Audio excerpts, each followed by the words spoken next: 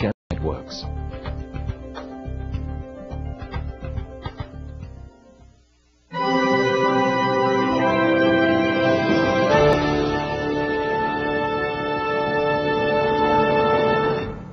Ancient texts, cryptic numbers, symbolic imagery depicting awesome apocalyptic events. For many, the Bible and its prophecies seem shrouded in mystery. Words like Armageddon and tribulation frighten millions, while others wonder how to avoid the mark of the beast or being left behind when the Lord returns. Can we understand the Bible? Yes. And Jesus holds your key to unlock a future without fear. Join us now as Amazing Facts presents The Prophecy Code. Le code prophétique avec Doug Batchelor. Le sujet d'aujourd'hui, le plan de santé de Dieu.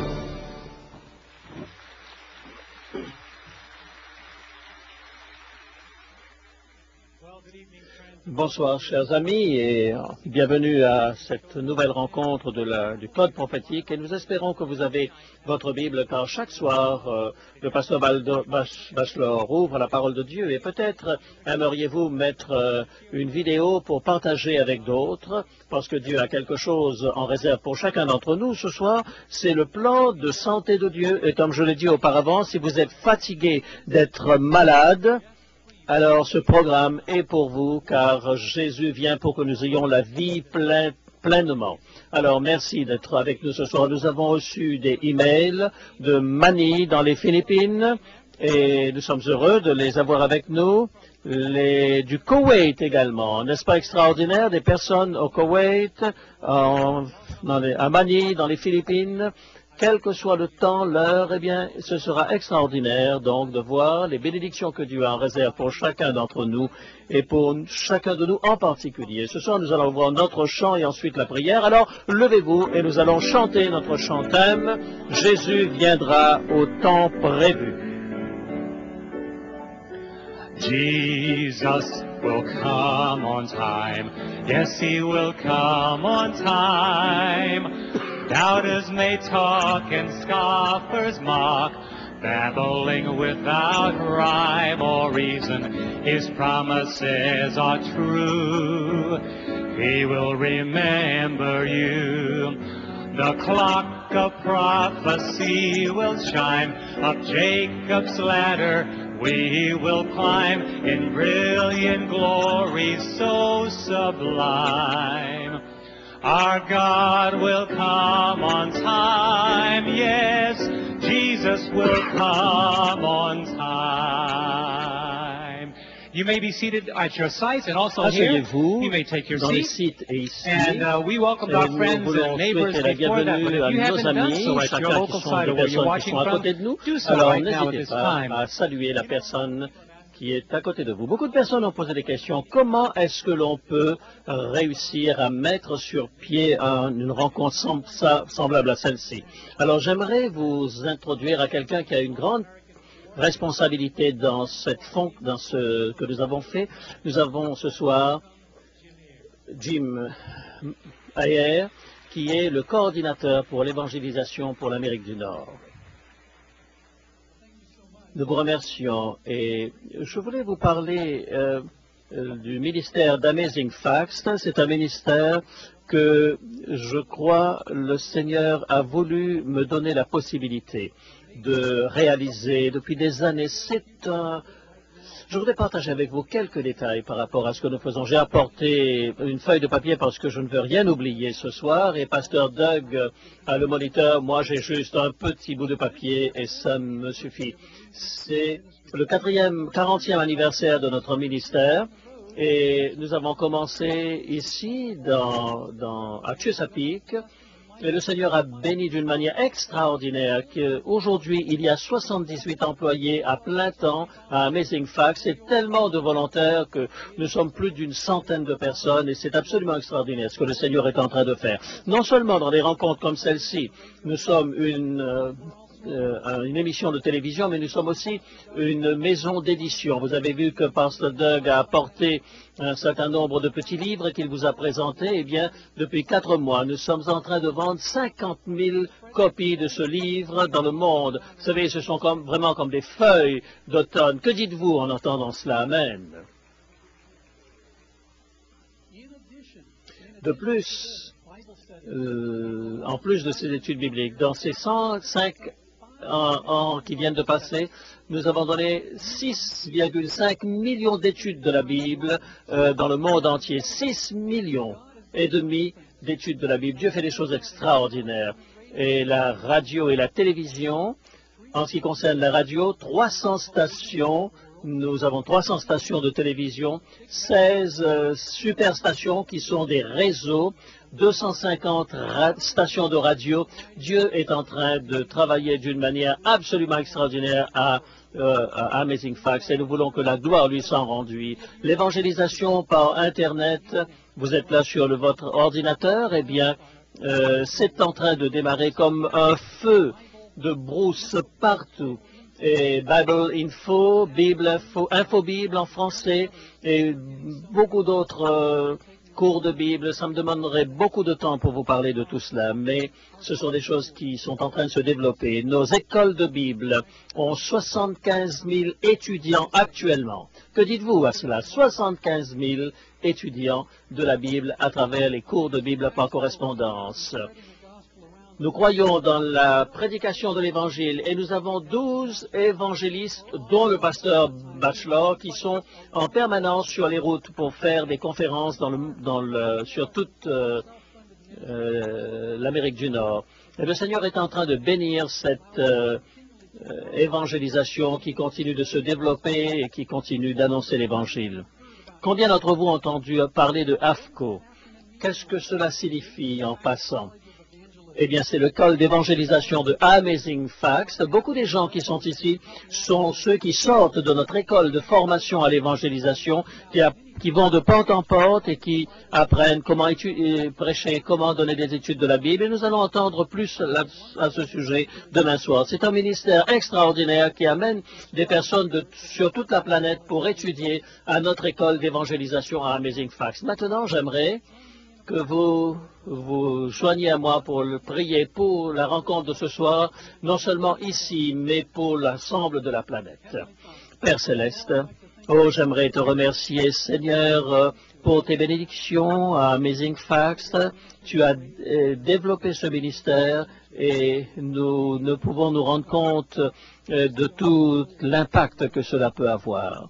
Des âmes qui sont amenées à toi. Merci pour les personnes qui sont partenaires avec nous pour apporter ce message au monde. Je te prie spécialement pour le pasteur Batchelor, de manière à ce que tu lui donnes la parole nécessaire, qu'il touche les cœurs et les vies partout, et que ton retour puisse être hâté. Nous le demandons au nom de Jésus. Amen. Maintenant, c'est mon privilège d'introduire mon patron aujourd'hui. Le pasteur Doug Batchelor, c'est le présentateur, c'est l'évangéliste d'Amazing Facts, c'est aussi notre président, pasteur Batchelor.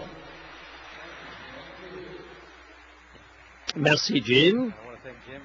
Je voudrais remercier Jim pour tous ces efforts surhumains qu'il est en train de faire pour coordonner ce programme international complexe et toutes les personnes qui nous ont aidés. Nous voulons remercier nos amis ici dans les bureaux de la conférence générale qui ont permis que cette rencontre puisse avoir ici. Bien sûr que ça perturbe un petit peu le travail de la conférence générale et nous remercions. Alors nous voulons faire un petit coucou à nos amis qui nous regardent dans le monde entier. Alors nous allons saluer ceux qui regardent à Collonges en France. Pouvez-vous dire Amen? Béni soit le Seigneur. Et c'est à 3 heures du matin, mais je pense quand même qu'ils doivent l'enregistrer. À Libye, dans le Montana, que le Seigneur vous bénisse également. Nous avons un autre, c'est un beau groupe. À Norfolk, en Virginie, formidable, que le Seigneur en soit loué. Ça doit être, à mon avis, un samedi matin. Hayward, en Californie, que le Seigneur bénisse nos amis qui sont là-bas, Hayward. Vous savez, lorsque les personnes commencent à voir leurs églises, maintenant nous avons vraiment une énorme quantité d'images qui nous arrivent. Et nous voulons juste prendre quelques minutes pour saluer les uns et les autres. Nous avons, comme John l'a dit, un courriel qui nous est venu de Manille, par exemple, qui regarde le programme. Nous avons également au Koweït, eh bien c'est la deuxième personne qui nous écrit du Koweït, et c'est passionnant d'imaginer que l'on puisse participer à tout cela. Maintenant, nous allons à nos questions bibliques. C'est le moment des questions.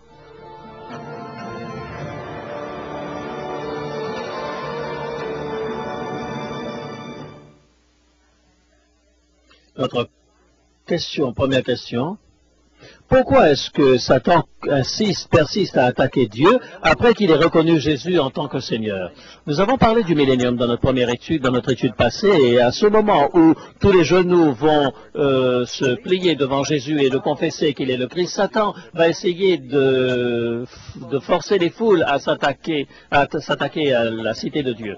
Ils ne vont pas réussir. Vous ne pouvez pas renverser l'empire de Dieu. Et la Bible nous dit que cela arrive à un moment où ils vont se tourner contre le démon. C'est une histoire intéressante parce qu'il y a un certain nombre de batailles dont il est question dans la Bible où les ennemis de Dieu commencent à se battre entre elles. La bataille de Gédéon, les Madianettes, les Amalécites et d'autres encore, ce sont les Édomites, les Amobites se sont également battus les uns contre les autres. Et à la fin des temps, il est dit que lorsque Babylone tombe, les rois se retournent contre la femme. Et c'est dans Ézéchiel qu'il nous est dit, ils vont regarder. Et il semblerait que Satan, à ce moment-là, c'est Apocalypse chapitre 12 qui dit, il est venu avec une grande colère parce qu'il sait qu'il a peu de temps. Alors, le diable ne peut changer, il va essayer de détourner les forces contre lui, mais cela va se retourner contre lui. Donc, il ne veut toujours pas accepter, il ne veut pas reconnaître. C'est difficile d'accepter que l'on a tort, il est orgueilleux et il ne veut pas l'accepter. Pasteur Doug, qu'est-ce que tu penses si Ève avait mangé le fruit et que Adam ne l'avait pas fait? Très souvent, cette question nous apporte. Je suppose que si c'était le cas, on lui aurait enlevé sa carte bancaire et elle n'aurait plus pu aller faire ses courses. Non, je ne sais pas. Peut-être que Dieu aurait pu lui donner une nouvelle femme. Nous pouvons nous poser la question, qu'est-ce que Dieu aurait fait? Je ne peux pas répondre à cette question, la Bible ne le dit pas. Ma question concerne le sanctuaire. J'aime le drapeau dans le sanctuaire. J'aime mon pays, je respecte le drapeau, mais est-ce que nous devrions, lorsqu'on voit l'histoire de la première et de la deuxième bête dans l'Apocalypse, mettre le drapeau dans nos églises? Est-ce que notre sanctuaire n'est pas le domaine saint de Dieu? Est-ce que Dieu a demandé à Moïse de mettre des drapeaux dans le sanctuaire? Le jour viendra où lorsque la puissance de la deuxième bête parlera comme un dragon, eh bien à ce moment, elle nous empêchera de faire la volonté de Dieu, eh bien ils nous empêcheront aussi de faire ce que nous faisons ici. Et la Bible nous parle de respecter le gouvernement, les rois et les lois de cette terre. Tant qu'ils ne sont pas en opposition avec la loi de Dieu, nous sommes heureux de la liberté que nous avons. Alors je ne pense pas qu'il y ait quelque chose d'anormal dans ce comportement.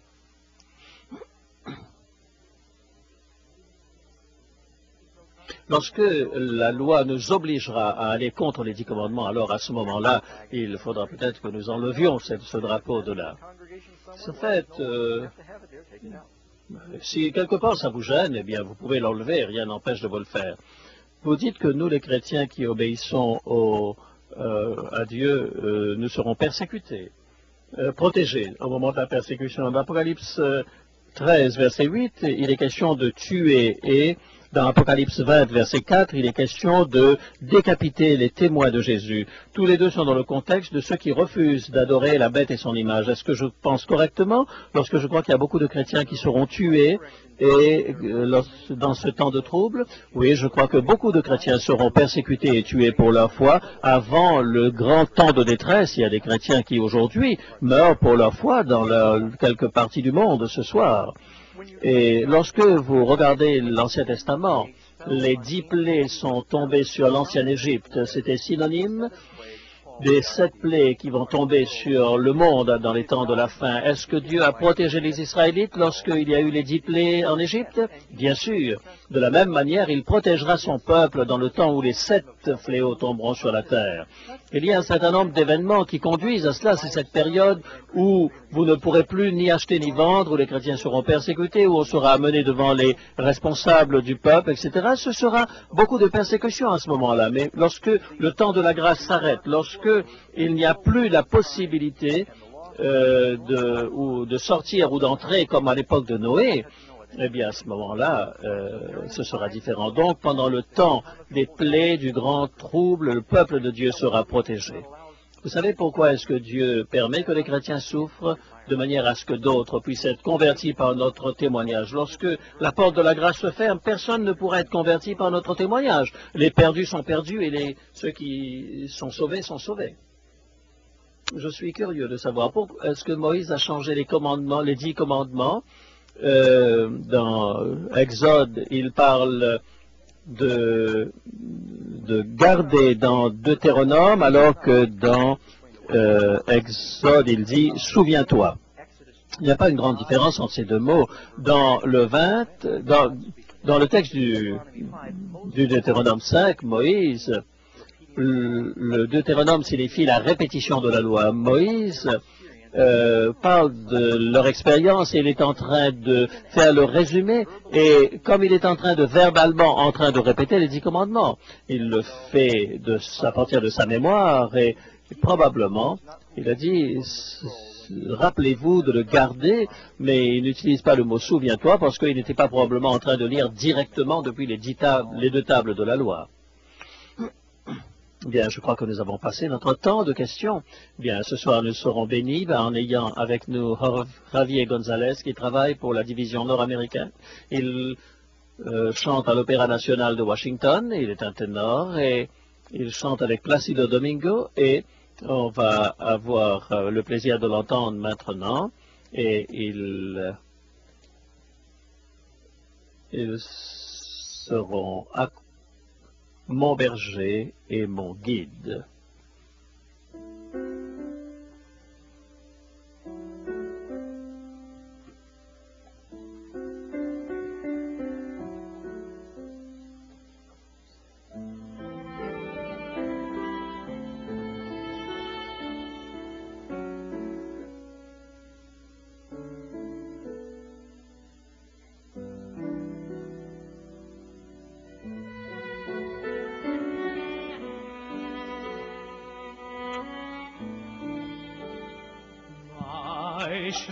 Shepherd will supply my needs.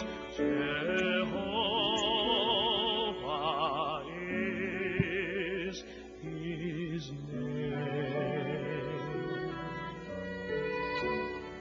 In pastures fresh he makes me feed beside the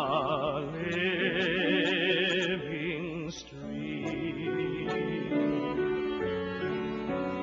He brings my wandering spirit back when I forsake his ways, and leads me for his mercy's sake in paths of truth and grace.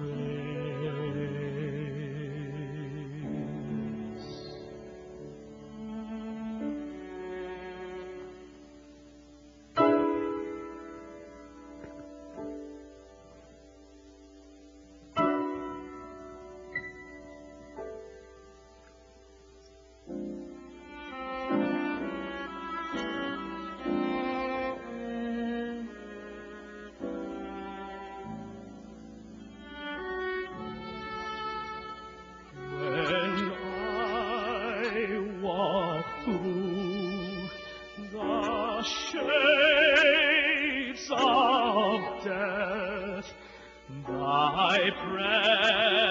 presence is my stay.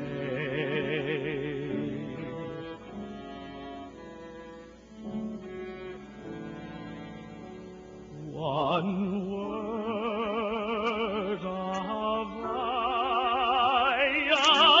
thy supporting breath drives all my fears away.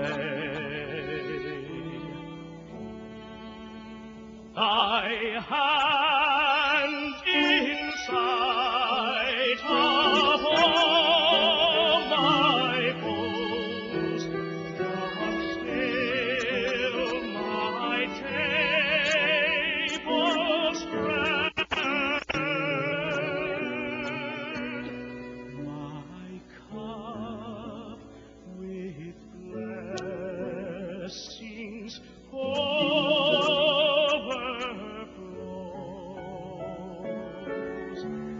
Thine oil anoints my head. The sure provisions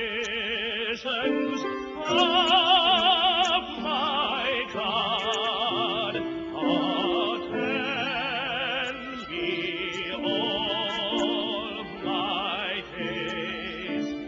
Oh, may thy house be my abode, and all my work be praised.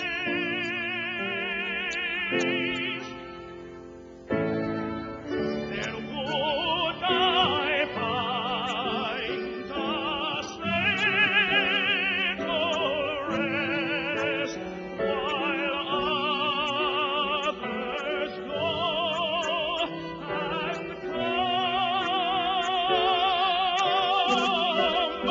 no more, a stranger nor a guest.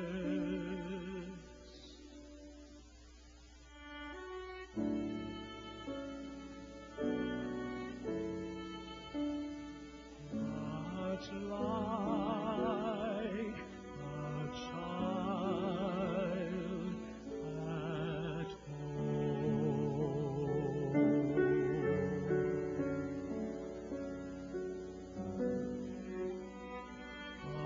a child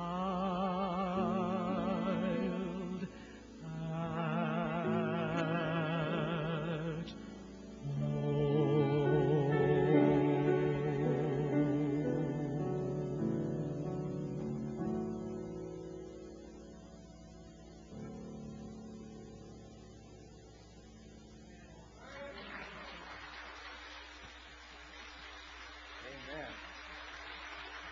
Amen. Merci, Javier. J'apprécie cette musique que les uns et les autres ont apportée dans notre série de conférences. Nous avons un sujet extrêmement intéressant, l'un de mes préférés. Et cela est en rapport avec la santé. Je pense que certains vous se disent, mais Pasteur Budge, nous sommes venus vers un séminaire pour voir un séminaire prophétique et voilà qu'on nous parle de la santé. Mais quel rapport entre la prophétie et la santé? On va essayer de montrer le rapport. Il y a une leçon qui correspond à cela et cela s'intitule le plan gratuit de santé de Dieu. Et si vous voulez en savoir plus à ce sujet, si vous avez des questions dans nos sites, etc., nous savons que beaucoup d'entre vous, vous avez déjà commandé cette série d'études de la Bible dans nos sites. Quel événement que nous allons, extraordinaire dont on va parler aujourd'hui? Eh bien, l'événement aujourd'hui, c'est une bande de petites tortues. En 1835, Charles Darwin, ce naturaliste anglais, est allé à l'île de Santa Cruz, au Galapagos, et parmi les études qu'il a faites et ses expériences, il a ramené 3 jeunes tortues. Il dit qu'elles étaient grandes comme des assiettes à l'époque où il les a ramenées. En 1835, il les a ramenées sur le Beagle jusqu'en Angleterre. Il les a appelées Tom, Dick et Harry. Ils ne se sont pas bien portés dans le climat sombre et froid de l'Angleterre humide. Et alors, John Wickham les a emmenés en Australie, au Jardin botanique de Brisbane, où ils y sont depuis plus d'une centaine d'années. Pendant ce temps, Tom et Dick sont morts de maladies inconnues, mais Harry a continué de vivre. Et chaque fois que les soldats revenaient de guerre, eh bien, il peignait sur son dos des drapeaux. Parfois, il a dû supporter que les gens montent sur son dos. Il y a toujours des cicatrices où, lorsque des gens ivres ont éteint leur cigarette sur son dos, mais Harry a continué de vivre et ils ont voulu qu'il puisse avoir des petits. Il avait 100 ans, ça ne s'est pas produit. Ensuite, ils ont fait un test et ils se sont rendus compte que Harry n'était pas Harry, mais il était Harriet. Pendant tant d'années, Darwin ne s'est pas rendu compte que c'était une femelle et non pas un mâle. Nous sommes allés à ce zoo en Australie. Et Harriet est aujourd'hui dans ce zoo à cet endroit-là. 173 ans. J'ai vérifié avant de le partager avec vous, c'est la créature la plus ancienne qui vit sur notre planète aujourd'hui.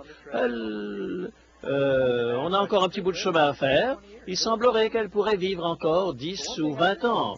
Mais une chose que je sais, c'est qu'elle est une végétarienne.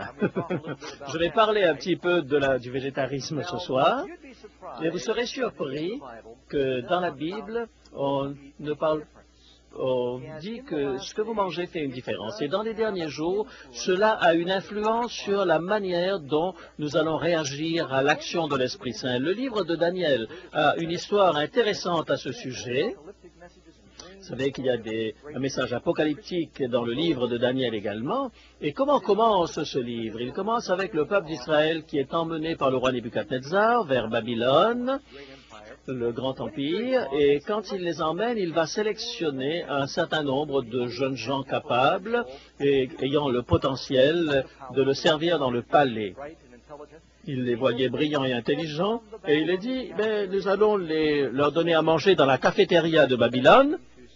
Et ensuite, on les utilisera pour leur connaissance dans nos différentes universités.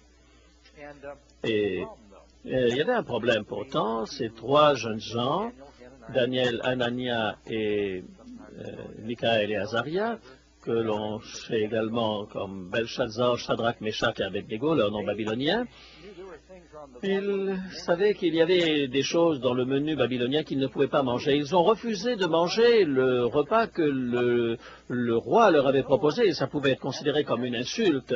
Mais ils ont dit au chef des eunuques, on ne peut pas manger cela, et c'est quelque chose qui ne se mange pas, et nous savons que nous ne pouvons pas le faire, et ils ont refusé. Vous pouvez lire dans Daniel chapitre 1, verset 8, la Bible dit... je vais changer d'appareil. Celui-ci fonctionne. Daniel résolut de ne pas se souiller par les mets que le roi et le vin dont le roi buvait. Et il ne voulait pas manger le repas babylonien ni boire la boisson babylonienne. Pourtant, c'était la meilleure qu'il y avait dans le royaume aux yeux des Babyloniens. Vous savez, parfois, ce qui est considéré comme la nourriture des riches est la pire dans le monde. Lorsque j'étais le plus pauvre, c'est là que j'ai mangé le mieux. Lorsque je vivais avec mon père dans une grande maison, on mangeait des escargots, on mangeait des cuisses de grenouille, on mangeait toutes sortes de trucs qui rampent, etc. Et une ou deux fois, on a mangé du serpent. Pas souvent, juste une ou deux fois. Vous savez à quoi ça ressemble comme goût? Ça ressemble à du serpent pourri. Je ne vais pas manger le repas babylonien. Et qu'est-ce que représente la nourriture ta parole est une nourriture pour moi, dit la parole de Dieu.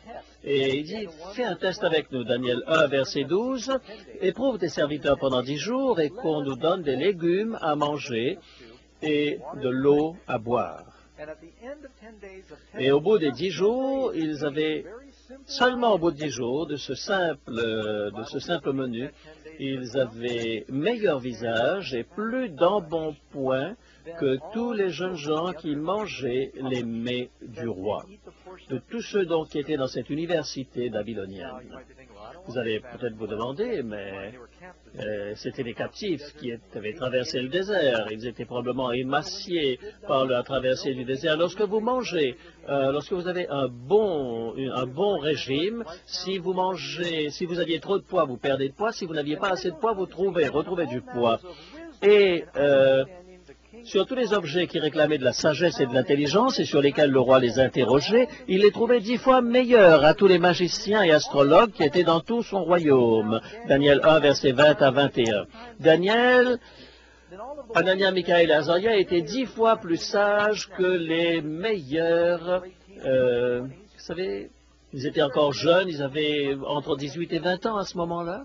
Est-ce qu'il y aurait une relation entre ce que vous mangez et ce que vous êtes et entre votre style de vie et votre durée de vie? Et ainsi fut Daniel jusqu'à la première année du roi Cyrus. Et pourquoi est-ce que le livre de la prophétie commence en parlant d'une histoire de nourriture qui était considérée comme étant des nourritures impures et que Dieu leur donne une meilleure santé? Il y a une raison à cela que le livre commence de cette manière-là. Est-ce que cela ne signifie pas que prophétiquement, ce que nous mangeons a de l'importance? Le péché est dans le monde aujourd'hui parce que quelqu'un a mangé quelque chose qu'on ne devait pas manger. Et ce que je veux mettre en évidence, c'est que je crois que la majorité des chrétiens pensent que si vous êtes spirituel, eh bien, que vous mettiez n'importe quoi dans votre bouche, ça n'a aucune importance. Ça, c'est un mensonge de Satan. C'est la doctrine de la négligence. Alors, si vous servez Dieu avec votre esprit, c'est important ce que vous mangez, comment vous traitez votre corps, ça n'a pas d'importance. C'est un mensonge. Dieu, on ne peut se moquer de Dieu. Ce que vous allez semer, vous allez le récolter également. Et beaucoup de prédicateurs oublient de dire la relation qu'il y a entre les choix que nous faisons sur la santé et notre perception spirituelle.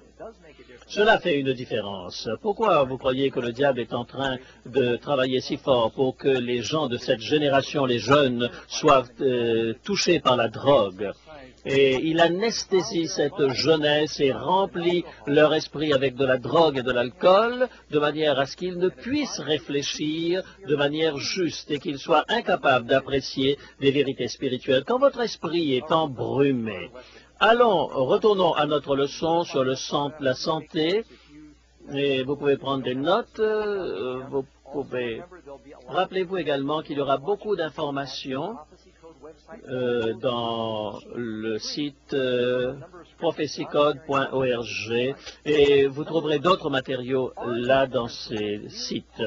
Première question, est-ce que les principes de santé font partie intégrante de la vraie religion biblique? On va voir quelques réponses. 3 Jean chapitre verset 2. Bien-aimé, je souhaite que tu prospères à tous égards et sois en bonne santé comme prospère l'état de ton âme. Ici, l'apôtre est en train de faire une relation entre la prospérité spirituelle et la prospérité physique. Est-ce qu'ils sont tous les deux importants aux yeux de Jésus? Regardez comment Jésus vivait son temps. Matthieu 4, 23, et Jésus alla dans la Galilée enseignant dans les synagogues, prêchant la bonne nouvelle du royaume et guérissant toutes les maladies et toute infirmité parmi le peuple. Certains se sont demandé, est-ce que Jésus a passé plus de temps à soigner qu'à prêcher? Parce que quand vous regardez les miracles et l'enseignement de Jésus, il n'a fait que des miracles partout où il est allé.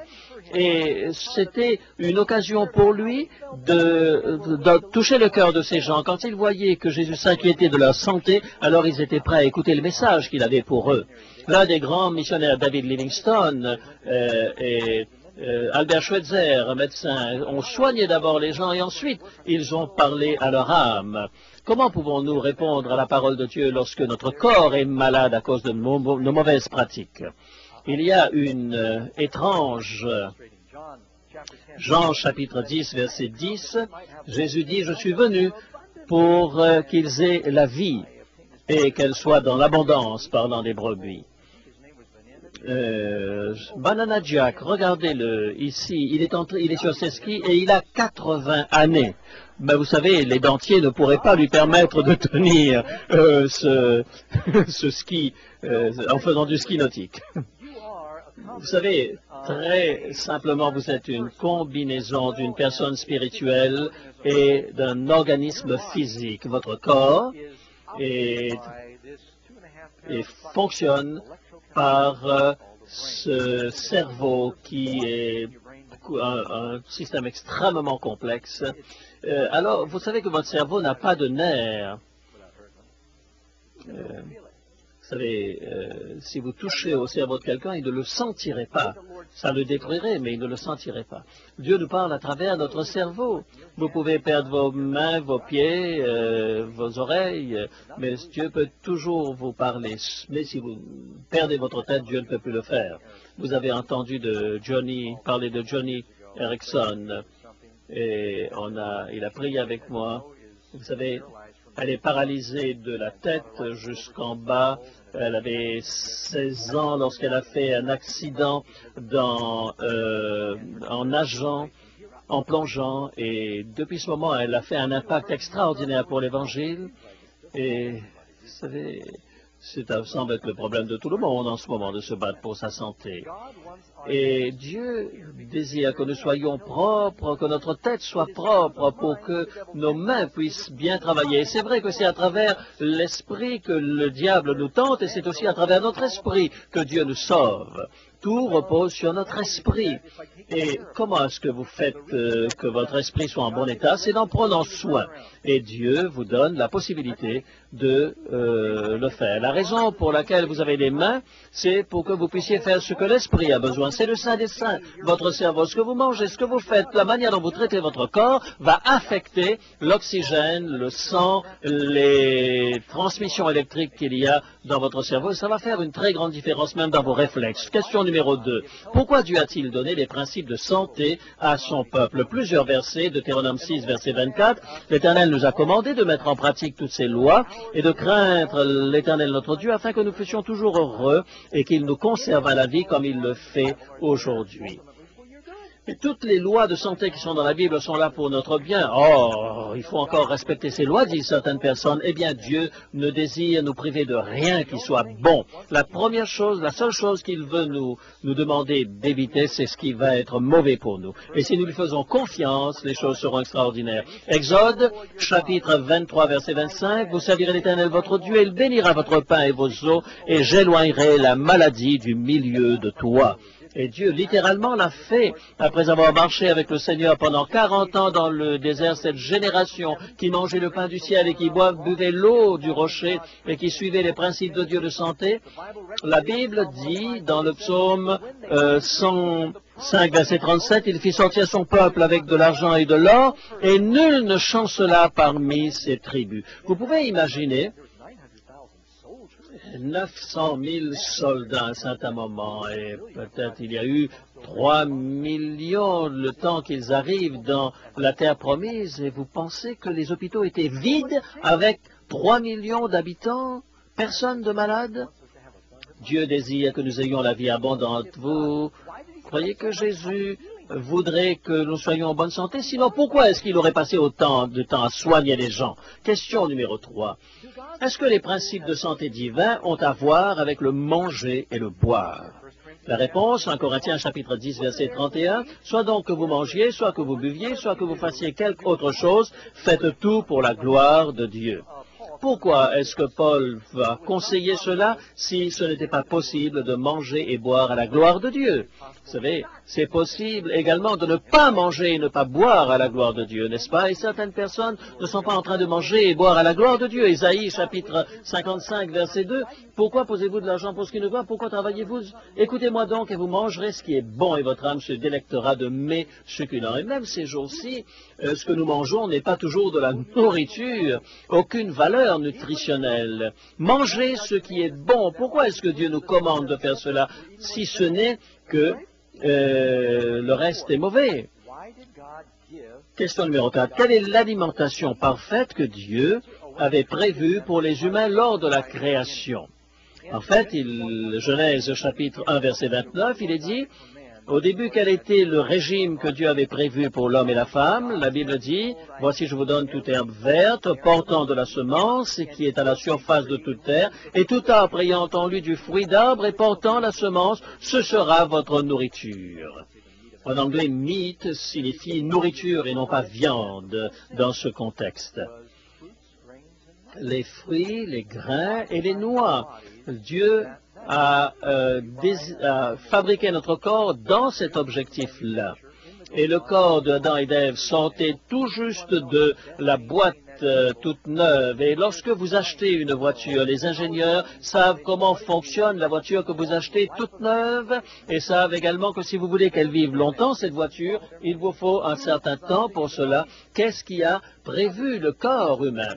Vous avez un menu ici, et si vous suivez ces principes, vous allez non seulement avoir une meilleure santé, mais vous allez également une vie beaucoup plus longue, n'est-ce pas? Et après le péché, l'homme ne pouvait plus manger de l'arbre de la vie. À quoi est-ce que cela avait importance au début? Vous ne pouvez manger de ceci, vous pouvez manger au moment où vous avez péché, vous ne pouvez plus manger de cela. Vous ne pensez pas que Dieu attache de l'importance à ce que nous mangeons? Bien sûr, il le fait. Et ensuite, il va ajouter des légumes à leur alimentation. Maintenant, peut-être que l'arbre de la vie leur manquait et que c'était nécessaire qu'ils puissent avoir des légumes pour manger également. Mais Dieu va ajouter les légumes à leur alimentation un peu plus tard. Et vous mangerez également de l'herbe de sang. Et vous savez quelle est la différence qu'il y a entre les légumes et les fruits? La pomme, est-ce que c'est un fruit ou un légume? Les spaghettis. Non, je suis en train de vous taquiner. Les fruits. La tomate. C'est un fruit. Ça, c'est très bon, ça. Le zucchini. C'est un fruit. Ce n'est pas un légume. Le truc, tout ce qui est le fruit, qui sort d'une fleur, c'est le fruit. Sinon, la feuille, la racine, la branche, tout cela, ça c'est un légume. Ainsi, lorsque vous donnez vos enfants vous disent je ne veux pas manger de zucchini, alors dites-lui pas de problème, c'est pas un légume, c'est un fruit. Heureusement que mon fils n'est pas là. C'est intéressant, vous avez entendu parler de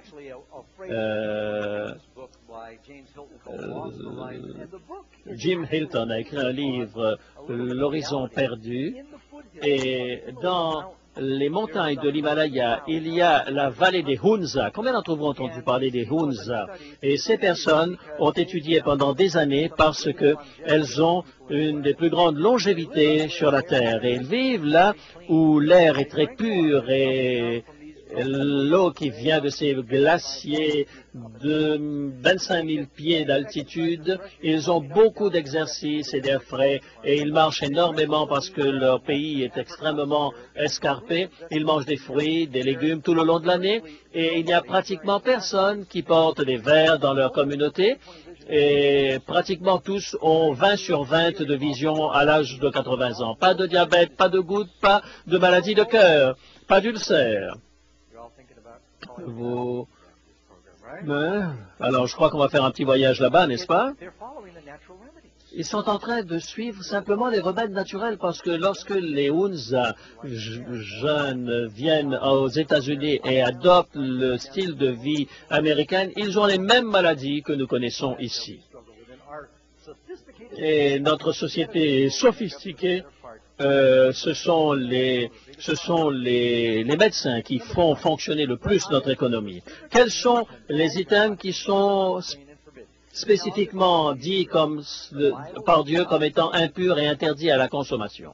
Maintenant, soyons clairs, Dieu ne dit pas vous ne pouvez pas manger de viande. C'est pas juste de dire cela. Et il avait veillé à ce que l'on puisse manger une certaine forme de viande. Jésus dit à cause de la dureté de votre cœur, ce qu'il a dû faire prévoir le divorce, mais dans le plan de Dieu, le divorce n'était pas prévu. Mais peut-être aussi, vous croyez que dans le ciel, nous allons chasser les poussins et que nous allons courir derrière des nuggets d'Adam? Non, je ne crois pas que les choses vont se passer ainsi. Il n'y a plus de mort là-bas, dit la Bible. Mais la Bible dit que vous pouvez manger de la viande, mais vous n'êtes pas censé de manger des abominations impures en passant. Dans la Bible, Dieu ne dit jamais quelque part dans la Bible de quelque chose que c'est une abomination pour toujours une abomination, ça n'est jamais abomination à un certain moment et non à d'autres moments. Et Lévitique chapitre 11 verset 3, parmi les mammifères, vous mangerez de tout animal qui a la corne fendue et le pied fourchu et qui rumine. Il ne faut pas qu'ils aient l'un des deux éléments, mais les deux. Vous savez, le lapin, par exemple, rumine, mais il a des griffes et il est impur.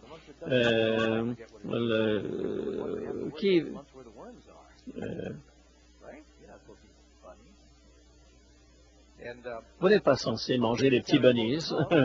Vous savez, par exemple, le porc a le pied fourchu, mais il ne rumine pas, vous savez.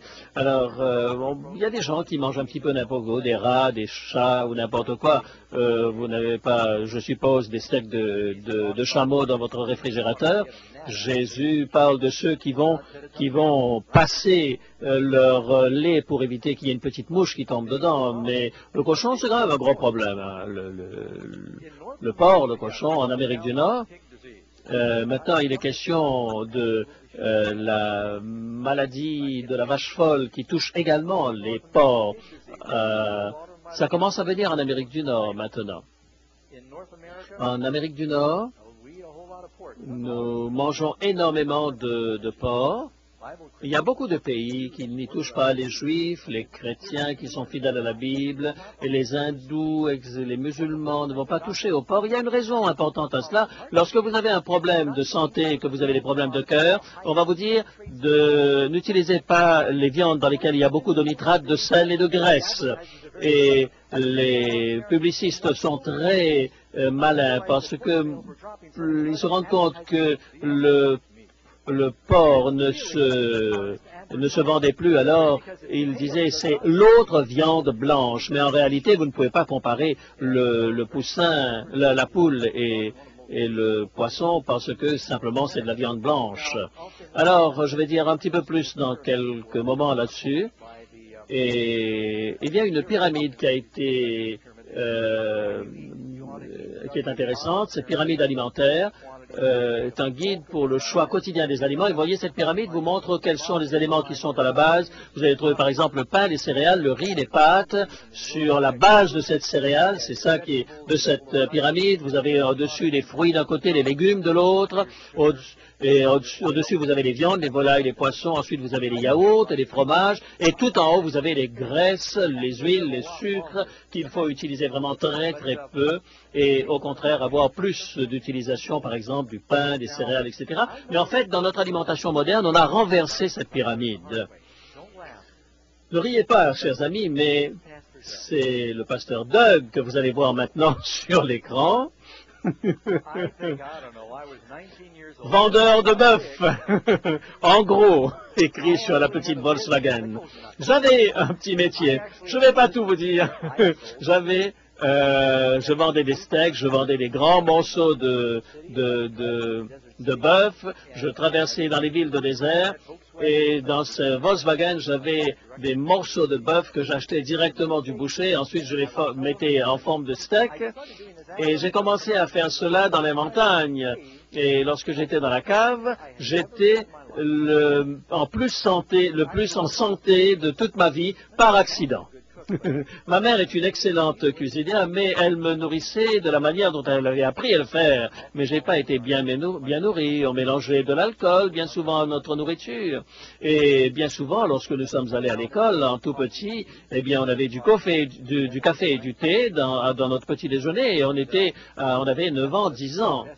Mais je n'ai pas vraiment eu les meilleures habitudes de vie dans mon enfance. Et puis, lorsque je suis parti dans la montagne, et là, je n'avais pas de réfrigérateur, alors je n'avais pas de viande, j'avais pas de moyen de le garder. Alors de temps en temps, j'allais en ville, j'achetais des grains secs, j'achetais du riz, j'achetais des haricots, etc. Et des pains de banane, etc. Et je ne pouvais emporter des boîtes de conserve parce que c'était trop lourd à porter. Alors j'étais obligé de manger mieux et je buvais l'eau qui venait de ma source et ça a été le moment où j'ai été vraiment en meilleure santé. Et comme mon esprit s'éclaircissait, c'est là que le Seigneur a permis que je trouve cette Bible dans ma caverne. Et je ne pense pas que j'aurais pu l'apprécier si je n'étais pas dans cet état avec cette alimentation que j'avais eue. Alors maintenant, je reviens avec cette question de menu. Et j'ai commencé à manger 3 fois par jour. J'avais l'habitude de manger 3 fois par jour et je mangeais des steaks de New York avec des œufs. Le matin, je mangeais des T-bones pour le soir. J'avais un appétit absolument extraordinaire et pendant les 3 repas, je ne mangeais que de la viande. Et le soir, je terminais avec une grosse glace pour tout arroser. Mais il y a un mot scientifique pour cela. J'ai commencé à incorporer autre chose dans mon alimentation. J'ai laissé tomber la viande et j'ai senti la différence et je suis devenu un végétarien. Certains savent que je suis un adventiste du 7e jour, mais avant même que je ne devienne adventiste, à cause de ce que j'ai appris tout simplement dans ma caverne, eh bien je n'ai plus mangé de viande. Je suis allé chez mon boucher une fois et quelqu'un a dit, Doug, est-ce que tu peux me faire avoir du bœuf en boîte? Doug, tu ne connais rien? Je dis, mais écoute, tu ne peux pas avoir cela. Va voir le département de l'agriculture, que si tu manges du porc, il faut d'abord que ce soit bien cuit parce que ça contient du ténia. Et vous avez entendu il n'y a pas très longtemps, lorsque les micro-ondes sont arrivés, ils ne cuisaient pas les choses de manière égale et les gens mangeaient du porc où ils croyaient que le ténia était mort, que les maladies, mais en fait ils attrapaient ces maladies. Pas seulement le porc, le bœuf aussi, avec le E. coli. C'est un danger actuellement pour notre santé et vous savez que maintenant on commence à parler de la maladie de la vache folle en Amérique du Nord. Vous savez, Pasteur Doug, me direz-vous, Dieu a conçu notre corps pour que nous mangions de la viande. Regardez nos canines et regardez la longueur de nos intestins. Alors, vous croyez? Regardez, ce gars-là aussi a des canines, hein? Mais c'est un végétarien. Les animaux les plus gros sur la terre, les éléphants, les hippopotames, les girafes, je ne parle pas de tous les gros modèles, mais ce sont des végétariens. Et je vais vous dire quelque chose. Qu'est-ce qu'il en est des animaux dans les océans? La Bible dit ceci dans Lévitique 11, verset 9. Voici les animaux dont vous mangerez parmi tous ceux qui sont dans les eaux. Vous mangerez de tous ceux qui ont des nageoires et des écailles et qui sont dans les eaux, soit dans les mers, soit dans les rivières. 2 caractéristiques, ils ont des nageoires et des écailles. S'ils n'ont pas ces 2 choses, eh bien, laissez-le de côté. Vous savez, la marine a fait des recherches pour les soldats qui pourraient éventuellement se retrouver tout seuls et qui devraient se nourrir de ce qu'ils trouvent au bord de la mer, comme on va se souvenir de tous les animaux dangereux, eh bien après toutes les études, ils sont revenus avec la conclusion, c'était, eh bien la seule chose dont vous pouvez être sûr, manger les animaux qui ont des écailles et des nageoires, ça c'est les plus sûrs. Qu'est-ce qu'il en est des oiseaux? Alors, ça signifie que vous allez devoir laisser de côté vos huîtres, vos écrevisses, vos homards et vos moules. Vous savez, en fait, ce sont des animaux qui sont les véritables éboueurs de la mer. Et en fait, ils ramassent toute la saleté qu'il y a dans la terre, ils le filtrent et ils ont la nourriture à partir de là. Parmi vous savez, les requins, par exemple, sont aussi des animaux qui mangent n'importe quoi. Certains ont des toutes petites écailles, mais... Alors, qu'en est-il des oiseaux, par exemple? Eh bien, le corbeau et toute son espèce, l'autruche, le hibou, la mouette, l'épervier et ce qui est de son espèce. En d'autres mots, les oiseaux qui sont des oiseaux de proie sont des animaux qui sont considérés comme impurs. Ceux qui vont prendre des grains comme par exemple la dinde, la poule, les pigeons, les tourterelles, sauf peut-être à Washington DC, hein, où ils ont l'air d'être un peu moins propres qu'ailleurs. Question numéro 6. Certains se disent, oh là là, Pasteur Doug, j'aime le cochon. Est-ce que tu vas me détruire si j'en mange? Est-ce que c'est une question de salut? Laissez-moi vous lire ce que la Bible dit. Tout d'abord, je voudrais dire ceci. Est-ce qu'il y aura au ciel des gens qui mangent du porc? Mais bien sûr, parce que si Dieu donne un message à son peuple et que les autres ne le savent pas, ça n'a rien à voir avec le fait qu'ils seront sauvés. Regardez Ésaïe 66, versets 15 et 17. Voici, le Seigneur arrive dans un feu avec ses chars comme dans un tourbillon. Il convertit sa colère en un brasier et ses menaces en flammes de feu. Qu'il se sanctifie et se purifie dans les jardins. On a prié dessus, Dieu l'a béni. Qui mange de la chair de porc, des choses abominables et des souris, tout cela périront, dit l'Éternel. Les souris, les rats et les porcs dans la même catégorie. Et il y a beaucoup de chrétiens qui pensent que j'ai prié là-dessus. On ne se moque pas de Dieu. Ce que vous semez, vous allez le moissonner aussi. Un autre mot par rapport au porc. Lorsqu'il s'agit par exemple du ténia, lorsque le tissu musculaire contenant le ténia est consommé par un humain, le kyste est digéré dans l'estomac. Il y en a, pas tous les porcs qui en ont, mais beaucoup en ont. Eh bien, on insiste que c'est difficile de le tuer avec la température. Eh bien, le système, la larve qui est rejetée émigre vers l'intestin. La femelle vit environ 6 semaines et dans ce temps, elle peut pondre 15 000 larves. La migration et le moment où ces larves s'attachent vont provoquer la fièvre, la douleur et même le décès. Ça va se manifester, par exemple, par des douleurs dans les jointures. Bien souvent, on a cru que c'était simplement des maladies nerveuses, mais en réalité, ce qu'ils avaient, c'était tout simplement, là c'est un jeu de mots pour dire que c'était simplement la maladie du porc. J'ai lu quelque part qu'ils ont fait des autopsies et dans certains districts de l'Amérique du Nord, ils ont découvert que 1 sur 5 des corps qu'ils ont autopsiés avaient le ténia. Et beaucoup de gens ne le savent pas et ils se demandent, bien souvent quand ils prennent des médicaments, ils ne savent même pas pourquoi ils les prennent. Et ça, c'est un bon moyen d'emmener à la maison son repas. Il y a quelque chose d'un peu étrange là-dedans. On mange parfois des serpents. On mange des petits chiens également. Ah, mes amis, vous savez, les cochons et les porcs sont dans la même catégorie dans la Bible, n'est-ce pas? Ne donnez pas ce qui est saint aux porcs, aux chiens. Eh bien, vous savez, ils sont toujours mentionnés ensemble dans la Bible. Le porc et le chien, ce sont des animaux qui sont des éboueurs naturels, parce qu'ils mangent tout ce qui reste, les ordures. Dans ce journal, voici quelques années, un nutritionniste a déclaré que le bacon n'était plus de la viande techniquement. Il n'appartenait plus à aucun groupe alimentaire. Il n'était qu'un amas cancérigène chargé de nitrates et de sel. Si les gens savaient ce qui se passe, c'est vraiment abominable lorsque nous mangeons cela. Alors, certains vont me dire, 1 Timothée chapitre 4, verset 4, est-ce qu'il n'est pas dit que toute créature du Seigneur est bonne et rien ne doit être refusé si c'est pris avec action de grâce? Alors, vous pouvez manger le singe, vous pouvez manger les crocodiles, manger toutes les créatures. Est-ce que c'est ça que Paul dit? Non, c'est une mauvaise application de l'Écriture, parce que si vous croyez cela, vous pouvez prier, Dieu va le bénir, alors priez, sanctifiez, et vous allez ainsi... il y a des gens qui croient qu'ils ont cette force, cette puissance de se moquer de Dieu. Dieu dit c'est mauvais, mais nous disons, moi je vais prier là-dessus. Combien d'entre vous accepterez cette logique de vos enfants?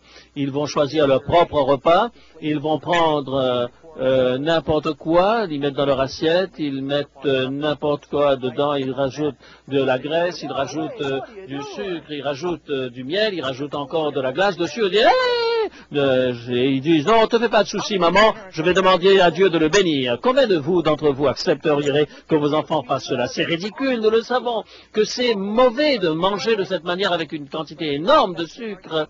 Mais vous utilisez cet argument lorsque vous aimez ces choses-là. Ça s'appelle de l'hypocrisie, mes amis. Lorsque Dieu dit que c'est mauvais, que c'est une abomination, il faut croire ce que Dieu dit, n'est-ce pas? Question numéro 7. Cette loi des animaux purs et impurs, est-ce que ça ne nous vient pas du Sinaï? N'est-ce pas une loi pour les Juifs uniquement qui a été abolie à la croix? Qu'est-ce qu'il est dit de Noé? Qui sont ceux qui ont Noé comme ancêtre? Si vous n'avez pas Noé comme arrière-grand-père, eh bien, les singes, effectivement, ont des petits. Dieu va dire à Noé, tu vas prendre 7 paires d'animaux purs et une paire d'animaux impurs. Noé ne savait pas de quoi Dieu parlait parce que le judaïsme ne va arriver que des milliers d'années plus tard. Votre corps est le temple du Saint-Esprit. Il pouvait offrir des chèvres, il pouvait offrir des moutons ou un bœuf, mais il ne pouvait jamais offrir en sacrifice un porc. Ce serait une insulte. Lorsque les Romains voulaient insulter les Juifs, eh bien, ils amenaient un porc dans le temple et ils l'offraient en sacrifice. Nous ne devrions pas mettre des sacrifices impurs dans ce temple saint qu'est notre corps. Non seulement c'est une insulte envers le manufacturier qui nous a donné un mode d'emploi, et en plus de ça, notre estomac n'est pas différent de celui d'un juif. Regardez ce qui s'est passé en ce qui concerne l'espérance de vie. Eh bien, Seth, Méthusélah, Noé, avant le déluge, eh bien, il y avait une multitude de nourriture végétale. Ils mangeaient moins de viande, et Dieu a permis qu'on mange de la viande lorsqu'ils sont sortis du déluge, et qu'il n'y avait plus de végétaux sur la terre. Eh bien, regardez l'âge de 7, 912, 969, Méthusélah. Certains peuvent dire, alors, mais en ce qui concerne l'apôtre Pierre et sa vision dans Actes chapitre 10, Dieu donne une vision d'une nappe qui descend, et avec toutes sortes d'animaux impurs là-dedans, et voici ce que dit l'apôtre Pierre. Et cela se trouve après que Jésus soit monté au ciel. Pierre va dire, jamais Seigneur, je n'ai rien mangé d'impur.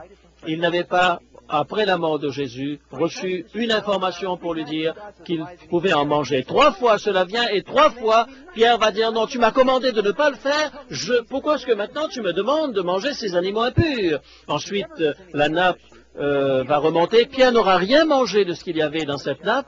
Et voici que des gentils viennent et disent, prêche l'évangile à moi.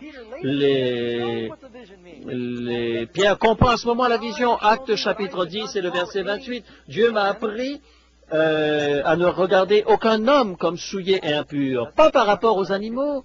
Il n'a pas dit, Dieu ne m'a pas dit de regarder le cochon impur comme impur. Il est dit de ne pas regarder un homme. Ça n'a rien à voir avec l'alimentation, de ce qu'il a mangé ce jour-là. C'est une très mauvaise application d'un verset lorsque l'on utilise cette vision de Pierre. C'est Pierre lui-même qui donne la signification de la vision en disant que c'est les hommes que nous ne devons pas considérer comme impurs. Dieu dit, tu ne mangeras point, dans Genèse chapitre 2, verset 17. Quelle est la première tentation que le diable a apportée à Jésus? N'était-ce pas? Transforme ces pierres en pain. Première tentation était sur l'alimentation. Et c'est un exemple pour vous et pour moi que si nous n'arrivons pas à mettre une bride à notre mouche, eh bien, nous ne serons pas capables de pouvoir maîtriser ce qui sort de nous. Si nous ne pouvons pas maîtriser notre nourriture, nous ne serons pas capables de maîtriser notre tempérament et notre langue également. Les gens disent en général que la première chose qui a été mangée était une pomme. Non, non, ce n'était pas une pomme. Non, non. Il y avait un arbre à chocolat dans le ciel. Je suis à peu près sûr que c'était un arbre à chocolat. Question numéro 8. Est-ce que la Bible interdit l'utilisation de boissons alcoolisées? Bien sûr. Proverbe chapitre 20, verset 1. Le vin est moqueur, les boissons fortes sont tumultueuses. Quiconque en fait excès n'est pas sage. Je voudrais clarifier quelque chose ici pour vous. Le mot vin dans la Bible est utilisé pour parler non seulement du vin fermenté, mais aussi du vin nouveau. Ésaïe 65, il est question du vin nouveau. Lorsque Jésus parle de vin nouveau dans le Nouveau Testament, eh bien, ce n'est pas encore fermenté lorsque ça vient tout juste de sortir de la presse, du pressoir. Ainsi, tout fruit ou jus était appelé vin dans la Bible. C'est le mot classique que l'on emploie. Dans notre culture, lorsqu'on dit « est-ce que vous voulez du vin ?» eh bien, nous appelons ça du jus de raisin aujourd'hui, mais eux n'avaient pas cette distinction. Ils parlaient du vin. Et vous savez, ils avaient, lorsque Jésus va transformer l'eau en vin, ce n'était pas du vin alcoolisé, c'était du jus de raisin frais pour ce mariage. Vous croyez que Jésus voulait intoxiquer tous ces gens-là? Ce n'est pas ainsi que nous fonctionnons. C'est aussi un symbole de son sang. Le pain devait être sans levain, le vin ne devait pas être fermenté, parce que Jésus, dans l'évangile de Matthieu, je n'en boirai pas de nouveau jusqu'à ce que j'en boive du nouveau avec vous dans le royaume de mon Père. L'évangile est considéré comme du vin nouveau, son sang n'est pas quelque chose qui peut être considéré comme quelque chose de fermenté ou de corrompu. Rien d'impur ne peut être comparé à Jésus. J'ai entendu dire que 40% de personnes qui boivent finissent par devenir des alcooliques. Et si vous avez un chien, si vous aviez un chien qui mord une personne sur 7 qui vient chez vous, est-ce que vous le garderiez? Eh bien, il y a une personne sur 7 qui finit par devenir un alcoolique. Lorsque vous pensez le milliard de dollars que nous coûte l'alcoolisme dans nos pays, et tant de gens qui sont en train de se battre avec ça et ils n'arrivent pas à s'en débarrasser. Je pense à mon père. Un jour, mon père, chaque soir, rentrait à la maison, il était complètement ivre. Moi, je vivais du pot et lui, il vivait de l'alcool. Et pour moi, ça semblait être une hypocrisie. C'était sa drogue à lui, son choix. Et il était vraiment accroché par cela. Il était dépendant de l'alcool. Comme nous étions, mon frère et moi, du pot. Il y a un alcoolique qui est pendant des années, eh bien, pendant des années, il avait arrêté de boire. Et vous savez, il y a certaines églises, il était dans une église où on a servi du vin pour la Sainte Seine, et il avait arrêté de boire pendant des années, et ce jour-là, il a recommencé à boire, et il n'a plus jamais s'arrêté. Luc 1, verset 15, nous dit, « Voici, tu ne prendras ni vin ni liqueur forte, et il sera grand devant toi. » L'homme qui était plus rempli de l'esprit, Jean-Baptiste, dit la même chose dans Luc 1, verset 15, « Car il sera grand devant le Seigneur, et il ne boira ni vin ni liqueur enivrante, et il sera rempli du Saint-Esprit dans le sein de sa mère. » C'est quel contraste avec Jean-Baptiste. Ne lui donne pas de vin ou de boisson enivrante parce que je veux qu'il soit plein du Saint-Esprit. La Bible dit, nous ne devrions pas boire de vin, mais être remplis du Saint-Esprit. Vous ne pouvez avoir les deux en même temps. Vous savez, lorsqu'on parle de boissons des spiritueux, est-ce que vous les avez vus avant? Les gens boivent quelques verres et ensuite leur résistance, et ils deviennent extrêmement charnels. Et ils font des choses lorsqu'ils sont ivres qu'ils n'auraient jamais fait lorsqu'ils sont dans leur bon sens. On pense que c'est quelque chose de génétique, mais en fait, mon oncle, par exemple, à chaque fois qu'il vivait quelqu'un qui vivait dans les réserves, lorsqu'il prenait un verre, posait ensuite sa bouteille et ne touchait plus. Eh bien, les gens dans les réserves buvaient jusqu'à ce qu'il n'ait plus d'argent. Et dans mon église, lorsqu'ils entendent que le pasteur Doug ne boit qu'un verre de vin par semaine, par mon exemple, je vais détruire leur vie. Et je crois que l'apôtre Paul est clair lorsqu'il dit « Nous ne devons pas être une occasion de chute pour qui que ce soit. Nous croyons que nous pouvons nous arrêter, nous, mais en le faisant, nous donnons aux autres l'impression qu'ils peuvent aussi le faire, alors nous ne devrions pas toucher à de l'alcool. C'est une drogue. La Bible dit, ne regardez même pas la couleur du vin. Et dans Proverbes chapitre 23, à la fin, il mord comme un serpent et piqué comme un basilic. La Bible dit, ne suis pas les femmes étrangères, car le vin te conduit dans ce chemin-là. Les fornicateurs, il n'y aura ni impudiques, ni idolâtres, ni adultères, ni ivrogne dans le royaume des cieux. 1 Corinthiens chapitre 6, 9 et 10. Est-ce que le tabac est annoncé dans la Bible? Question numéro 9. Le mot n'est pas employé. Lorsque vous essayez de comprendre comment Sir Walter Raleigh a pu vendre ça à des gens intelligents lorsqu'il a ramené ça d'Angleterre, le tabac, qu'est-ce que c'est?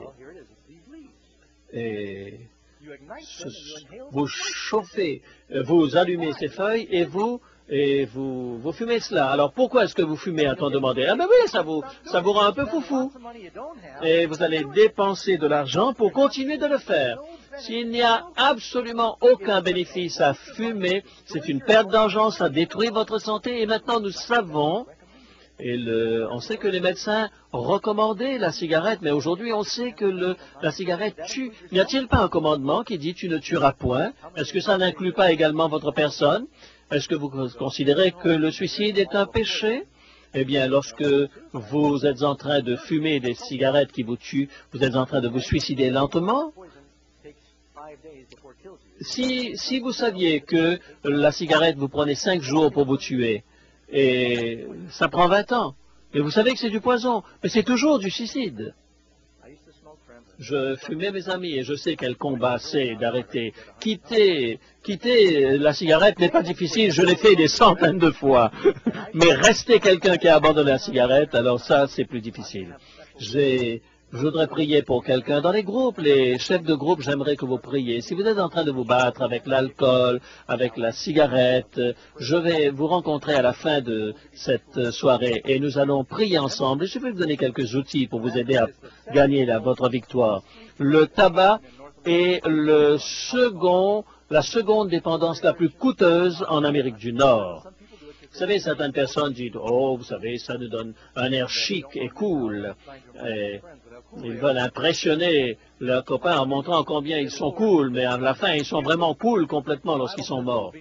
La Bible dit qu'il n'y aura rien dans le royaume des cieux qui ne sera impur. Vous croyez que vous allez voir des gens, des porcs qui marcheront dans les rues de la Nouvelle-Jérusalem et des gens qui auront des cigarettes au bec sur les rues pavées? Regardez cette jeune fille qui fume 12 cigarettes à la fois. Je ne sais pas pourquoi. Vous savez, c'est quelque chose qui provoque une dépendance terrible. Et ils ont les mêmes effets que la cocaïne et l'héroïne. Et pour moi, c'était plus facile d'abandonner la drogue et l'alcool. J'ai dû me battre beaucoup plus longtemps pour pouvoir me débarrasser de la cigarette. Et ça a été terrible. Mais Dieu m'a donné la victoire. Et il peut vous donner également la victoire. Tourne la caméra, s'il te plaît, Doug. Combien d'entre vous aviez l'habitude de fumer et Dieu vous a donné la victoire? On peut dire amen à cela. Gloire à Dieu. S'il l'a fait pour ces personnes-là, il peut le faire pour vous également, mes amis. Question numéro 10. Quelles sont quelques-unes des lois simples de la santé que l'on trouve dans la Bible et qui sont cependant très importantes? On va dire des choses extrêmement simples avec le texte biblique correspondant à des procédures de quarantaine pour contrer la maladie. Vous savez que la Bible dit cela? Et quand il y a eu les plaies, par exemple, on s'est rendu compte, la grande plaie, on s'est rendu compte que le moyen de lutter contre ça, c'était l'isolation. Enfouissement des déchets organiques humains. Dans la plupart des pays du monde, on le fait. Il faut que je fasse attention à ce que je vais dire maintenant. Dans beaucoup de... il y a des endroits où il y a des toilettes. Il y a des endroits où les toilettes sont partout. La Bible parle de questions sanitaires, il faut faire attention à cela. Et laver son corps et laver ses vêtements pour neutraliser les microbes, c'est quelque chose, ces lois sanitaires sont dans Lévitique chapitre 17. La Bible parle également d'une hygiène morale qui peut prévenir les maladies sexuellement transmissibles.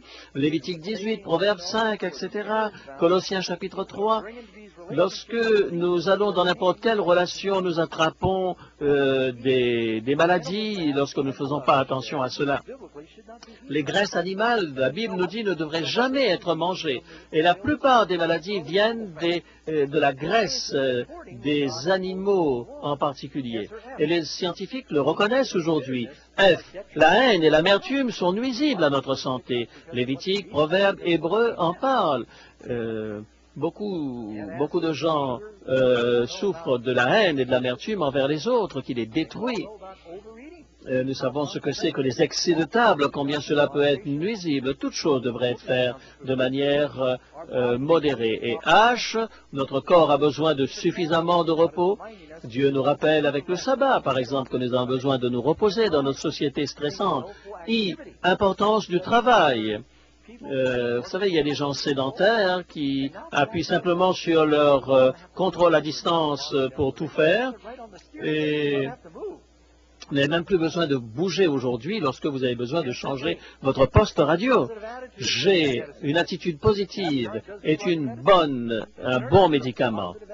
Et cultiver de bonnes attitudes, des attitudes positives est quelque chose qui va vous donner de bonne santé. Les habitudes des parents ont un effet sur les enfants. Question numéro 11. Quel avertissement solennel est donné à ceux qui ignorent les lois de Dieu? 1 Corinthiens chapitre 3, versets 16 et 17. Vous êtes le temple de Dieu. Si un homme détruit le temple de Dieu, Dieu le détruira. Car le temple de Dieu est saint.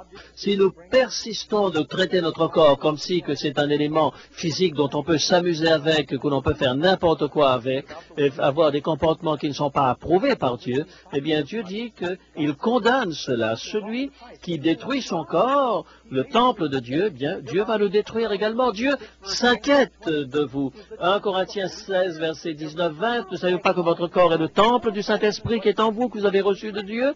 Alors, glorifiez donc Dieu dans votre corps et dans votre esprit qui appartiennent à Dieu. On ne peut se moquer de Dieu, ne vous y trompez pas. Ce qu'un homme aura semé, il le moissonnera aussi. Si vous êtes en train de semer énormément de calories, de graisse, de cholestérol, eh bien vous en subirez les conséquences. Je n'ai pas vu ce film de Morgan Spurlock qui s'appelle Super Size Me. Il est allé dans une nourriture de fast-food pendant 1 mois et ça l'a pratiquement tué. Et à la fin, il ressemblait à un alcoolique. Il a gagné 30 livres pratiquement dans ce mois. Il a eu toutes sortes de problèmes de sang. Et on lui a demandé d'arrêter cette expérience avant qu'il se tue. Tout ce qu'il faisait, il ne faisait que manger des nourritures qu'on appelle le fast-food. Le National Geographic d'août 2004 dit ceci. Une nation suralimentée. Pour les Américains qui blâment les gros ventres et les métabolismes lents, c'est terminé. Un rapport cette année a confirmé ce que nous ne voulions pas accepter, c'est que nous sommes gras parce que nous mangeons beaucoup. Beaucoup plus que nous n'avions l'habitude de manger. Et la plupart des croissances viennent des hydrates de carbone. Les femmes adultes mangent 335 calories en plus par jour qu'elles ne mangeaient en 1971. Les hommes, 168 calories de plus que les femmes qu'en 1971. Et c'est en train de nous tuer. Et la manière de manger, le fast-food et de la vie sédentaire, eh bien, je voudrais avant vous parler aussi de quelque chose d'autre, de la caféine par exemple. C'est la drogue la plus populaire aujourd'hui. Il y a des gens qui ne boivent pas d'eau s'il n'y a pas un soda, un coca, un thé ou un café. Ils vont boire toujours ces boissons qui créent des dépendances. Vous ne pouvez avoir une dépendance pour des choses qui sont bonnes pour votre santé. Et vous commencez à trembler, et vous dites, mais qu'est-ce qui ne va pas? Je ne sais pas, j'arrive plus à attraper. Un homme qui se lève au milieu de la nuit. Où est-ce que tu vas? Je vais à la boutique. Et qu'est-ce que tu fais? Ah, il faut que j'aille chercher quelques cigarettes. Vous ne pouvez, ça ne vous arrive jamais de dire au milieu de la nuit en tremblant à votre femme, je vais partir à la boutique parce qu'il faut que j'aille chercher un petit peu d'avoine, de flocons d'avoine. Question numéro 12 dit, quelle vérité stupéfiante et inquiétante concerne nos enfants et nos petits-enfants dans le domaine de la santé? Et Deutéronome 5, verset 9, nous dit que je suis un Dieu jaloux qui punit l'iniquité des pères sur les enfants jusqu'à la 3e et à la 4e génération de ceux qui me haïssent. Et vous savez, les enfants ont une hérédité à cause du style de vie corrompu de leurs parents. Le père de Jack est décédé lorsqu'il était jeune encore de maladie de cœur. Ensuite, il a vu un homme, 60 ans, qui faisait des sauts à l'envers, des saltos, à l'âge de 60 ans. Et j'ai entendu cela et je me suis dit, peut-être ça impressionnerait les gens si je faisais, lorsque je prêche sur la santé, que je fasse un salto arrière. Si j'en fais un, combien d'entre vous sont d'accord pour dire, je vais essayer le végétarisme? Je voudrais dire, si vous m'avez déjà vu ça en 1999, jusqu'aujourd'hui, depuis 1991, c'est la dernière fois que je l'avais fait. Alors, vous allez prier pour moi? Je suis très sérieux. C'est de la télévision vive, live.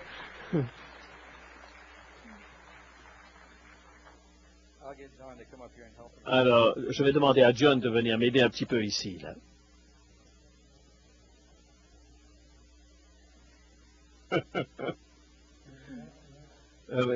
Quelque chose d'autre que vous avez, que vous voulez bien me donner? Ah, ça c'est bien. C'est merveilleux. Il est juif et il m'a donné son portefeuille.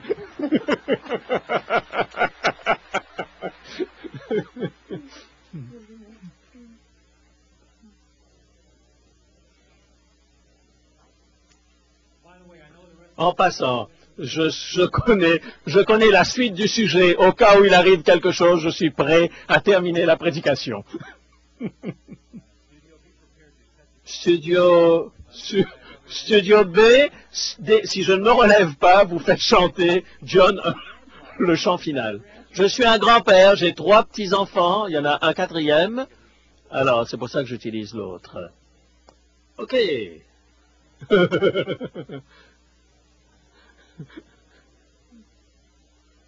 Traduction impossible, il enlève ses chaussettes. Non, ça, les chaussettes, garde-les, ne me les donne pas, dit John. Vous savez, c'est du sérieux, hein?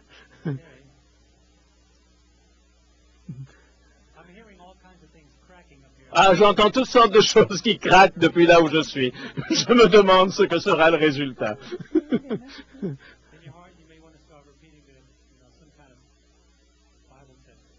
Oui, est-ce qu'il y a un verset biblique que tu veux répéter ou quelque chose?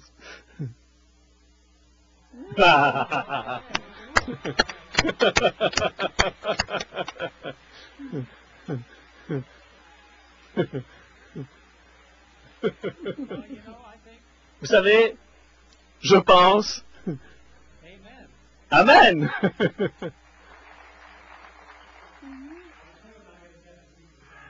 Oh. C'était la seule occasion où j'aurais pu prêcher, mais c'est raté. Je vais continuer le reste de ce message, les pieds nus. Question numéro 13. Mais j'ai quand même besoin de mes lunettes. C'est héréditaire. Quel fait encore plus effrayant et triste révèle la parole de Dieu? Apocalypse 21, verset 27, « Il n'entrera chez elle rien de souillé, ni personne qui se livre à l'abomination et au mensonge. » Ézéchiel 11, verset 18 à 20, « Ils ôteront toutes les idoles et les abominations. » Question numéro 14, « Qu'est-ce que devrait immédiatement entreprendre tout chrétien sincère? Présentez vos corps comme un sacrifice vivant, dit Romains chapitre 12, qui est sera de votre part un culte raisonnable. Dieu vous a racheté par la création et par la rédemption. et il plaide pour vous pour que vous ayez une vie prospère et abondante. Je voudrais quand même que quelque chose soit clair. Nous avons tous des problèmes de santé. Ça m'est arrivé d'attraper la fièvre. Je ne suis pas en train de dire que vous ne serez jamais malade, mais vous serez tellement en meilleure santé. Même les Hunza finissent par mourir, mais ça serait tellement mieux d'avoir une longue vie où vous soyez en bonne santé. Et en fait, le fond du sujet, les chrétiens qui aiment Dieu et leur prochain, vous ne pouvez servir Dieu bien si votre corps est malade. Vous ne pouvez servir vos voisins lorsque vous êtes malade. Ça touche votre témoignage. Mais il y a beaucoup de maladies dans le peuple de Dieu que nous n'aurions pas besoin d'avoir si nous voulons simplement suivre sa parole. Nous pourrions une vie plus efficace, notre esprit serait plus clair. Dieu voudrait que nous ayons une meilleure vie. Est-ce que vous voyez cela? Alors pourquoi ne donnez pas au Seigneur votre corps comme un sacrifice vivant? Chante, John, maintenant. Take my life and let it be consecrated, Lord, to Thee.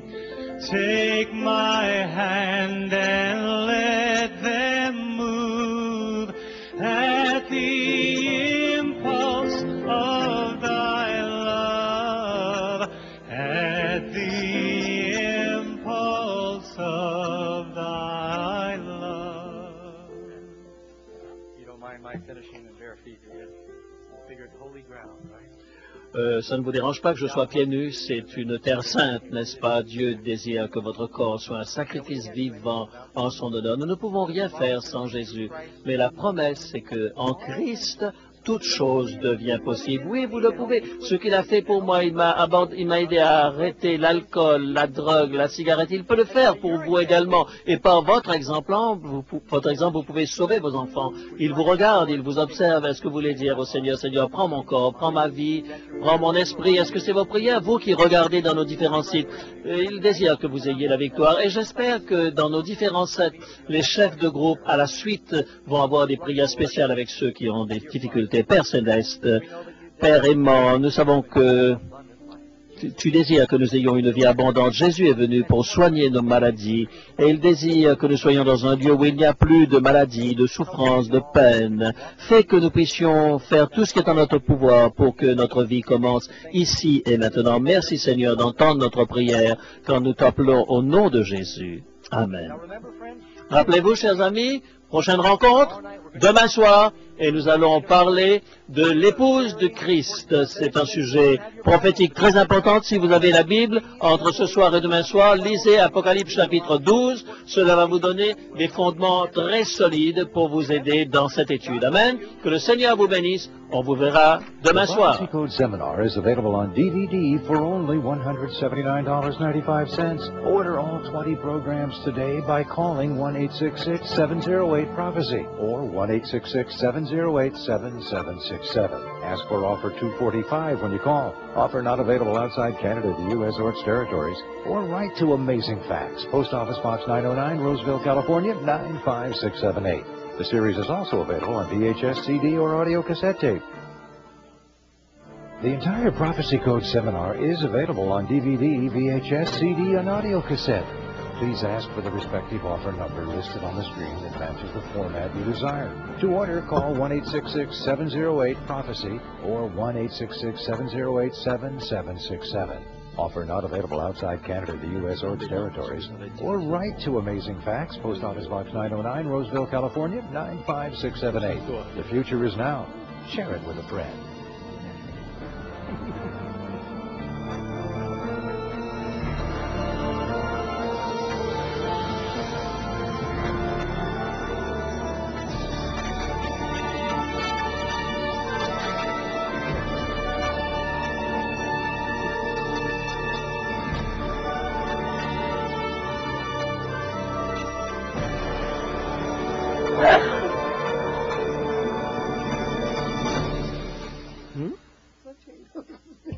This program was brought to you by the Hope Channel Networks. Thanks to the generous support of viewers like you.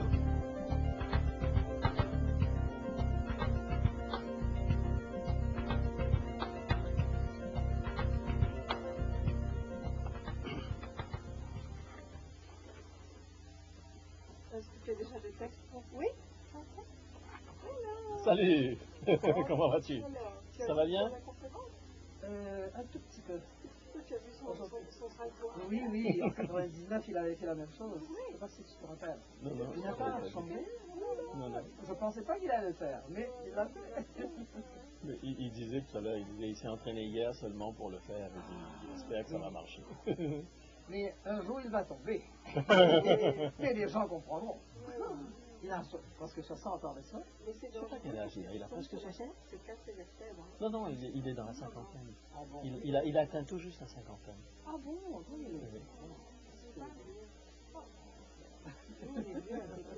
Ah, mais absolument pas. Mais il est grand-père, franchement? Oh, bien sûr, beaucoup plus. 3 ans, 4 ans même. Quand je suis né en 50, en 49, il est né en 50. 3 ans et demi. Tu es plus âgé que Daniel. Moi, je suis plus vieille que toi.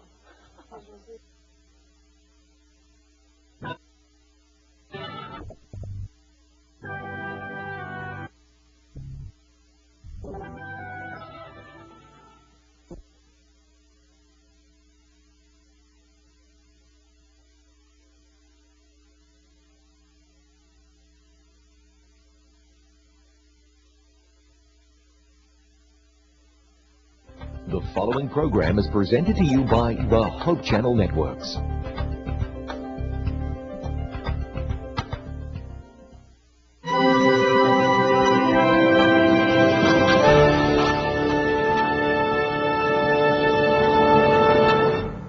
Ancient texts, cryptic numbers, symbolic imagery depicting awesome apocalyptic events. For many, the Bible and its prophecies seem shrouded in mystery.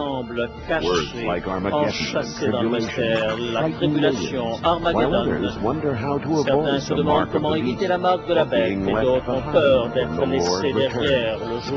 Can we understand the Bible? Yes. And Jesus holds your key to unlock a future without fear. Join us now as Amazing Facts presents the Prophecy Code. Le code prophétique avec Doug Batchelor. Le sujet d'aujourd'hui, le plan de santé de Dieu.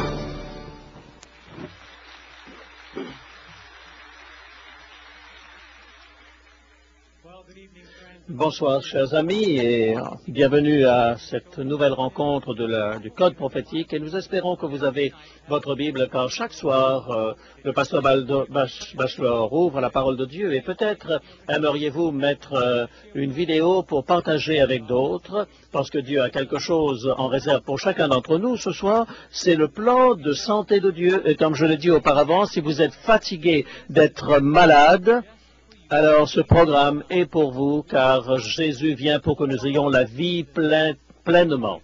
Alors merci d'être avec nous ce soir. Nous avons reçu des emails de Manny dans les Philippines et nous sommes heureux de les avoir avec nous. Du Koweït également, n'est-ce pas extraordinaire, des personnes au Koweït, à Manny dans les Philippines. Quel que soit le temps, l'heure, eh bien, ce sera extraordinaire donc de voir les bénédictions que Dieu a en réserve pour chacun d'entre nous et pour chacun de nous en particulier. Ce soir, nous allons voir notre chant et ensuite la prière. Alors, levez-vous et nous allons chanter notre chant thème. Jésus viendra au temps prévu. Jesus will come on time. Yes, he will come on time. Doubters may talk and scoffers mock, babbling without rhyme or reason. His promises are true. He will remember you. The clock of prophecy will chime. Up Jacob's ladder we will climb in brilliant glory so sublime. Our God will come on time, yes, Jesus will come on time. You may be seated at your sites and also here. You may take your seat. And we welcome our friends and neighbors before that. But if you haven't done so at your local site or where you're watching from, do so right now at this time. À saluer la personne qui est à côté de vous. Beaucoup de personnes ont posé des questions. Comment est-ce que l'on peut réussir à mettre sur pied une rencontre semblable à celle-ci? Alors, j'aimerais vous introduire à quelqu'un qui a une grande responsabilité dans ce que nous avons fait. Nous avons ce soir Jim Ayer, qui est le coordinateur pour l'évangélisation pour l'Amérique du Nord. Nous vous remercions et je voulais vous parler du ministère d'Amazing Facts. C'est un ministère que je crois le Seigneur a voulu me donner la possibilité de réaliser depuis des années. Je voudrais partager avec vous quelques détails par rapport à ce que nous faisons. J'ai apporté une feuille de papier parce que je ne veux rien oublier ce soir et Pasteur Doug a le moniteur. Moi, j'ai juste un petit bout de papier et ça me suffit. C'est le 40e anniversaire de notre ministère et nous avons commencé ici à Chesapeake. Et le Seigneur a béni d'une manière extraordinaire qu'aujourd'hui, il y a 78 employés à plein temps à Amazing Facts. C'est tellement de volontaires que nous sommes plus d'une centaine de personnes et c'est absolument extraordinaire ce que le Seigneur est en train de faire. Non seulement dans des rencontres comme celle-ci, nous sommes une émission de télévision, mais nous sommes aussi une maison d'édition. Vous avez vu que Pastor Doug a apporté un certain nombre de petits livres qu'il vous a présentés. Eh bien, depuis 4 mois, nous sommes en train de vendre 50 000 copies de ce livre dans le monde. Vous savez, ce sont vraiment comme des feuilles d'automne. Que dites-vous en entendant cela? Amen. De plus, en plus de ces études bibliques, dans ces 105 ans qui viennent de passer, nous avons donné 6,5 millions d'études de la Bible dans le monde entier. 6,5 millions d'études de la Bible. Dieu fait des choses extraordinaires. Et la radio et la télévision, en ce qui concerne la radio, 300 stations. Nous avons 300 stations de télévision, 16 superstations qui sont des réseaux, 250 stations de radio. Dieu est en train de travailler d'une manière absolument extraordinaire à Amazing Facts et nous voulons que la gloire lui soit rendue. L'évangélisation par Internet, vous êtes là sur votre ordinateur, eh bien, c'est en train de démarrer comme un feu de brousse partout. Et Bible Info, Bible Info, Info Bible en français et beaucoup d'autres cours de Bible. Ça me demanderait beaucoup de temps pour vous parler de tout cela, mais ce sont des choses qui sont en train de se développer. Nos écoles de Bible ont 75 000 étudiants actuellement. Que dites-vous à cela? 75 000 étudiants de la Bible à travers les cours de Bible par correspondance. Nous croyons dans la prédication de l'Évangile et nous avons 12 évangélistes, dont le pasteur Batchelor, qui sont en permanence sur les routes pour faire des conférences dans le